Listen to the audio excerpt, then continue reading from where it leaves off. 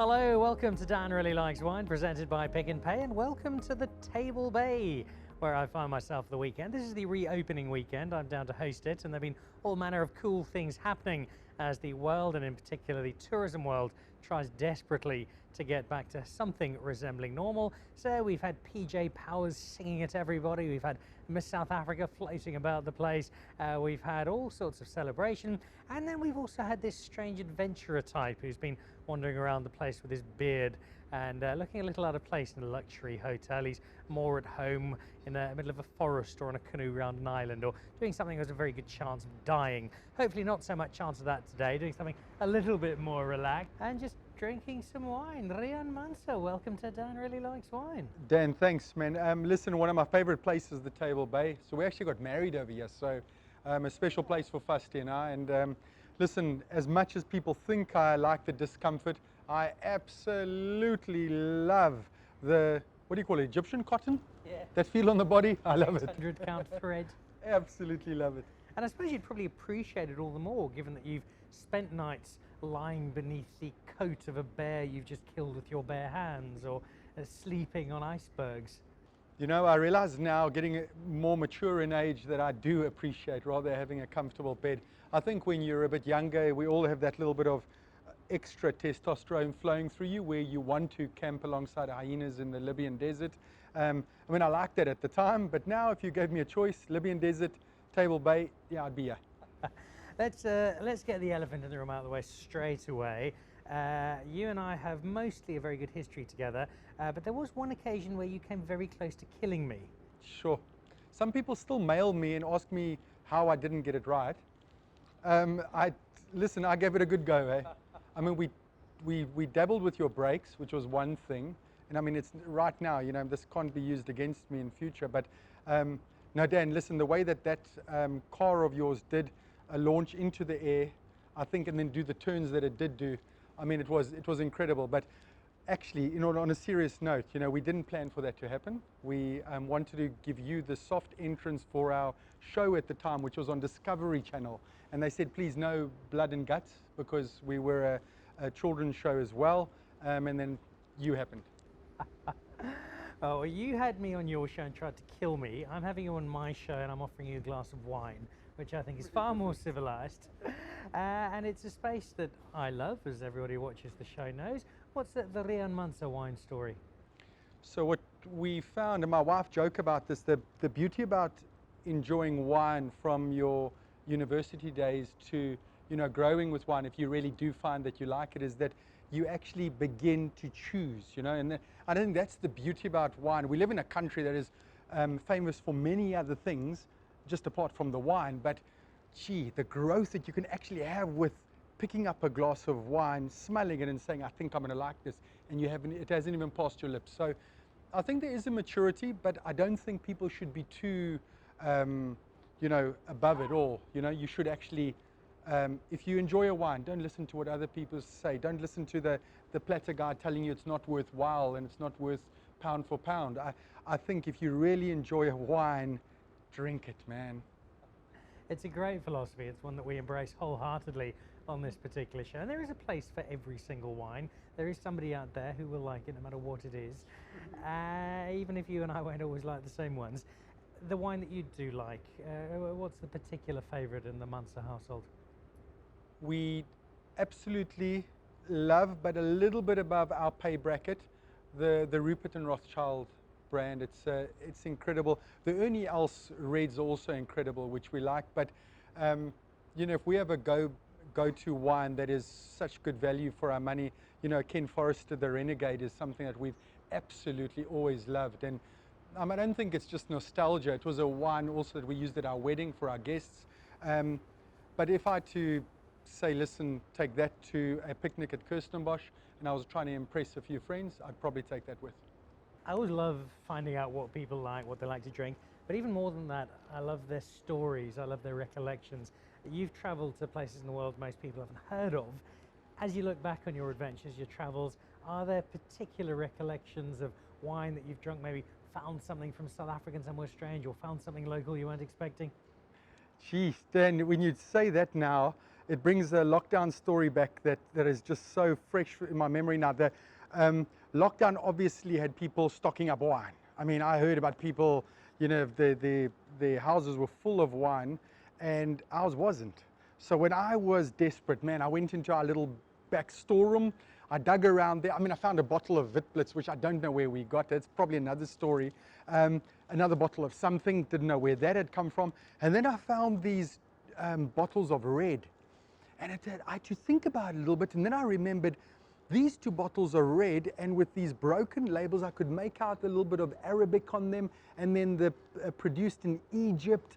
And then I remembered Fusty and I were sitting at Cairo train station, and we were thinking, shucks, we've got like a day trip down to Aswan on this train. We didn't know what it looks like in this first class cabin. We need some wine. And we hush spoke to some porter guy. He ran off. We were expecting to get arrested, or I don't know what they would have done for people who buy wine. This guy brought back the 2 bottles of wine, and here I was sitting with this wine from like 10 years back. I opened it, and it was horrendous. The wine was, yeah, it just didn't live up to this memory that I had.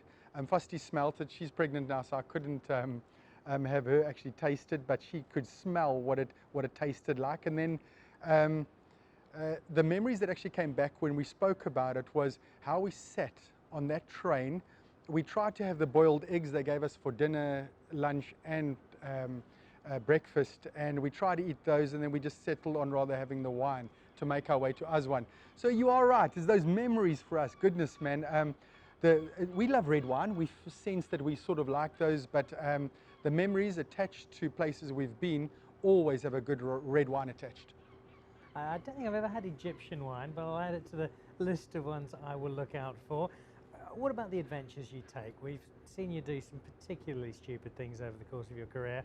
I think in particular of thinking somehow it was a good idea to take your wife on honeymoon by getting her to sail and from the San Francisco harbor out to Hawaii. That's probably the low point of anything you've done ever. When you have a journey like that, are there a few bottles of wine on board? We don't take alcohol on board at all. You know, it's a rowing boat, so I mean, we don't have the luxury of being able to just point in a direction and go. We have to row and obviously have our wits about us. So we're only that much above the actual ocean surface. You've actually rowed the boat. I think you rowed it in this actual bay over here, so you have an idea of where the tasting room would fit in, and you realize there was none. But man, when you talk about did we have wine on board, a story that I must relate of the 2 of us arriving in a little island called San Salvador, the first landfall we make. Imagine across the whole Atlantic. That was the first row we did together from Africa to New York City. And we land up on this little island. It's got like 400 inhabitants, but we hear, lo and behold, there is this 5-star resort. This 5-star resort, Club Med, says to us, they hear about us. Hey, through the grapevine, they invite us, come stay one night. So Fusty and I, and this is a true story, we're at dinner. We've eaten ourselves like 3 servings full of the curry and everything else they had on this buffet. It was incredible. We start packing up with the serviettes on the side, the coffees and the teas, and especially the hot chocolates, wrapping them in so we could take them on the boat the following day because we have no luxuries. Who sits down next to us? The general manager and his chef. And they just want to say, thank you for having us, and we're trying to hide away these things that we're stealing. Eventually he says, listen, the reason I've come to you is to, please could we come tomorrow for your departure and give you guys just a couple of gifts from our kitchen. What do you need? So we're still trying to hide away the little milkshakes and the coffees and the teas, and we say, no, really, sir, we don't need, his name was Patrick, and we say, Patrick, we don't need anything, thanks so much. He says, don't worry, we'll be there with our little van. The little van arrives, Dan, and we're down below everybody because the tide has dropped it below the mooring, and we see the little van arrive, and eventually they start bringing boxes, and they bring 1 box of this, a bottle of olive oil, they bring a few extra things, and then we're taking everything. They hand over a case of wine. So I see the wine. Now in my captain mode, I put my hand against the box and the bottles of wine, and I push it back and I say, sorry guys, we don't take alcohol on board. Fusty slaps my hand away. She grabs the box and she says, no, we'll be taking the wine. And then what we did was Fusty measured it out. We had this measuring spoon, and then we could measure out 175 mils sundowners for us at night of this beautiful wine that they gave us. At least there is one sensible person in the Manser family. We've talked a lot about wine. Let's get around to drinking some. This is the wine we've had at our reopening here at the Table Bay. It comes from an estate I've got to know rather well over the last little while. This is Delaire Graff out in Stellenbosch. Morne Frey is the winemaker. He's actually going to be joining me here this weekend as part of the wine tasting we're having with some of the guests. It's a Stellenbosch Chardonnay in the Summer Court. The name will suggest what you're going to get out of it. Chardonnay, much of a fan? Because I know that those people who love it and those people who are really not quite such big fans. I think sometimes Chardonnays are like considered, and I'm not aficionado, sometimes considered a bit heavy, and I think, and people always go back to those olden day Chardonnays that were so much lighter. You know, Ken, for an example, again, just makes maybe Chardonnays that are a bit heavier, but come on, I tasted this earlier, it is incredible. Well, let's have a glass and cheers. It's really good to see you. So, Dan, the only time I get to taste expensive wine like this is when I see you. So I'd like to be on the next show or the next one or the next one. All right, so I don't want to be on your show. So if you can agree to not have me on yours, you can definitely come back on mine. It's a deal. Absolutely fine. So this is an example of what for me is the single most important element of a glass of wine beyond actually liking it, and it leads into why one would like it, and certainly I do, and that's a sense of balance. So I don't think it is too heavy. You've got some wood there, but a lot of Chardonnay, you were chewing through a plank, and there's still some nice fruit that's coming through it as well. So it's a balanced wine, and inside we had some salmon a little earlier with the brunch here at the Table Bay. Sat really nicely, the oiliness of the salmon and this cutting through it. So for me, I just really enjoyed it. And it was great fun. I was thinking earlier though, I know what you do for a living. It could not be further away from anything I actually want to do in my life. However, there must be some way we can come up with some sort of show where you can try and kill yourself on a weekly basis and I can drink wine. I'm just not sure what it is yet. Adventures in Tuscany perhaps, or braving Bordeaux. Imagine having actually a headline partner as a wine brand, signing up to that, or signing up for that. I don't think that would be possible, Dan. Alcohol, risking your life, and then the guy getting sunburnt next to the hotel swimming pool. That's not going to work. All right. Well, I'll tell you what we will do then. We'll continue to toast your adventures together. Cheers. I appreciate that. From them, which leads me to the wrap-up question. We've had a fantastic time here at the Table Bay. It has been lovely. We both love coming back here. You've obviously got the wedding memories. You've got the little one on the way. It is an exciting time. But there are more adventures to come. And I've heard a rumour that you might be going somewhere very, very cold with somebody who's even better looking than me. Shame. You're talking about Mups now. I am indeed. So listen, Mups, I had always said to him, listen, we can do something adventurous together. He's really an incredible guy, firstly, besides being good looking. I think he really has got a good heart, and he is a fellow member of WWF. You know, the chance I had to go to Antarctica, I wanted to take a guy that was, you know, sort of in the same frame of mind. And I planned to call a few people to say, how's it? Do you want to come to Antarctica with me? It's only 3 days, but do you want to come with? And when I told Mups, hey, here's an opportunity, he said to me, don't worry, cancelling whole of December's plans, I'm there with you. Him and I fly out on the 17th of December, and then we spend 3 days at the Russian base, which is about 6.5 hours flight from Cape Town, obviously directly south. And I'm going to take some mild activities in mind with us for him to actually perform, and hopefully he's going to come back with a different version of spending time with Riaan than you do.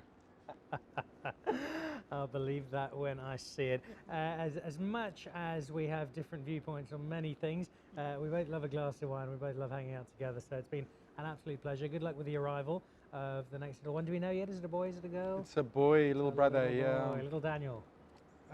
Nice name that. We'll throw it in there. All right, well, look, good luck with that. Thank you for the time. Thank you for spending it. And thanks for always inspiring us, because it might not be stuff that everybody wants to do, but I think we all understand that you have no sense of limits and you do push yourself into these extraordinary places. And it's exactly that kind of person who we need a bit of inspiration from in these sorts of times. Cheers, Dan. Thanks, man. So there we go. Riaan Manser, adventure extraordinaire, and also someone who enjoys the odd glass of wine. Difficult to have when you're rowing for 3 months across an ocean, which is why I don't do it, but I suppose it makes that first glass when you hit land all the sweeter. Cheers.